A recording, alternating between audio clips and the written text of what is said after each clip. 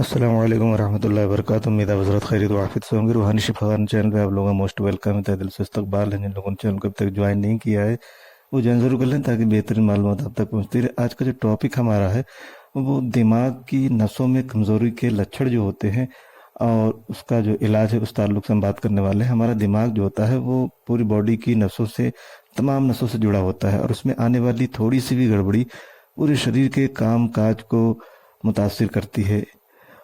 पर कई बार शरीर के कुछ नसों में कमज़ोरी आ जाती है और ये परेशान करने लगती हैं। दिमाग के नसों में कमज़ोरी भी नसों से जुड़ी ऐसी ही गड़बड़ी है। हालांकि नसों की कमज़ोरी की कई वजूहात हो सकते हैं, जैसे कि चोट लगने से, शरीर में कुछ पोषक तत्वों की कमी से और नसों पर दबाव पड़ने से। इसके अलावा कई बार इन्फेक्शन के कारण, कुछ दवाइयों की वजह से भी दिमाग की नसों में कमज़ोरी आ जाती है। इन तमाम वजूहात के बावजूद नसों की कमज़ोरी के जो असरात होते हैं, जो लक्षण होते हैं, वो अलग अलग तरीके से नज़र आते हैं।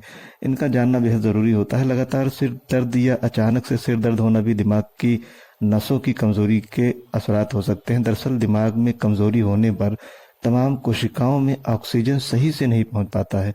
इसके अलावा कई बार दिमाग में किसी खास हिस्से में जाने वाली नसों में खून जम जाने के वजह से भी अचानक तेज सिर दर्द हो सकता है।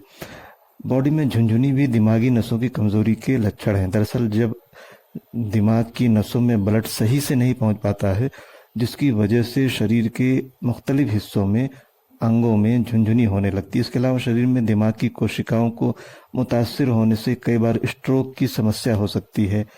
ये कंडीशन बेहद गंभीर होती है और शरीर के काम काज को नुकसान पहुंचा सकती है। ऐसे में स्ट्रोक बार बार आ सकता है और स्ट्रोक के बाद शरीर में कई अलग अलग लक्षण इसके नज़र आ सकते हैं।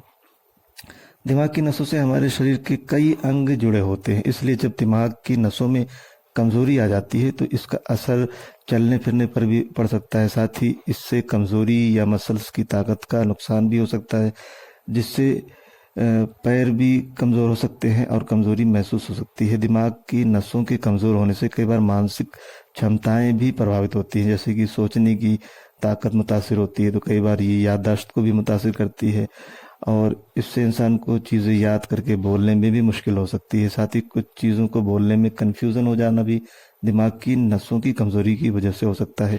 देखने में भी अगर मुश्किल हो रही हो तो ये भी दिमाग की कमज़ोरी से जुड़ा हुआ हो सकता है। दरअसल आँखों की नसें बहुत सेंसिटिव होती हैं और ये दिमाग से जुड़ी होती हैं। अगर दिमाग की नसें कमज़ोर हो जाती हैं तो इससे देखने में भी मुश्किल हो सकती है या फिर धुंधला दिखाई दे सकता है। शरीर में तालमेल बनाना मुश्किल हो जाता है। शरीर में तालमेल बनाने के लिए शरीर के सभी अंगों के साथ दिमाग का सही से जुड़ा होना बेहद ज़रूरी होता है। अगर इन दोनों में थोड़ी भी गड़बड़ी होती है तो शरीर का तालमेल बिगड़ जाता है।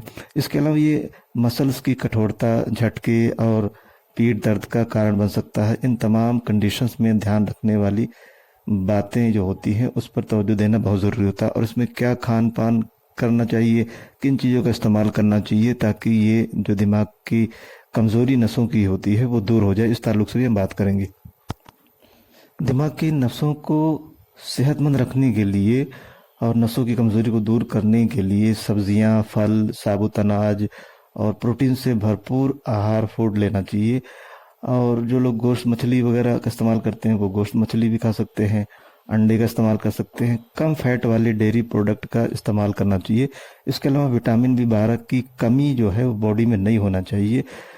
इन चीज़ों का इस्तेमाल अगर किया जाए तो नसों की कमज़ोरी जो होती है वो दूर हो जाती है। फिर ड्राई फ्रूट, काजू, बादाम, अखरोट जैसे ड्राई फ्रूट वगैरह मैग्नीशियम के मामले में भरपूर होते हैं। इनका इस्तेमाल जो है डाइट में ज़रूर करना चाहिए। विटामिन सी से भरपूर फूड जैसे गोभी, ब्रोकली, पाइनएप्पल, संतरा, विटामिन सी जैसे फूड का इस्तेमाल करना चाहिए, तो इससे नसों को मजबूत बनाने में मदद मिलती है।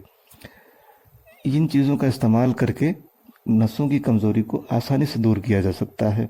तो आज की ये टॉपिक हमारी आपको कैसी लगी, ये कमेंट के ज़रिए आप लोगों में ज़रूर बताएं। फिर किसी दूसरी वीडियो में हम जल्द मिलते हैं। तब तक अपनी और अपनों की सेहत का खास ख्याल रखें।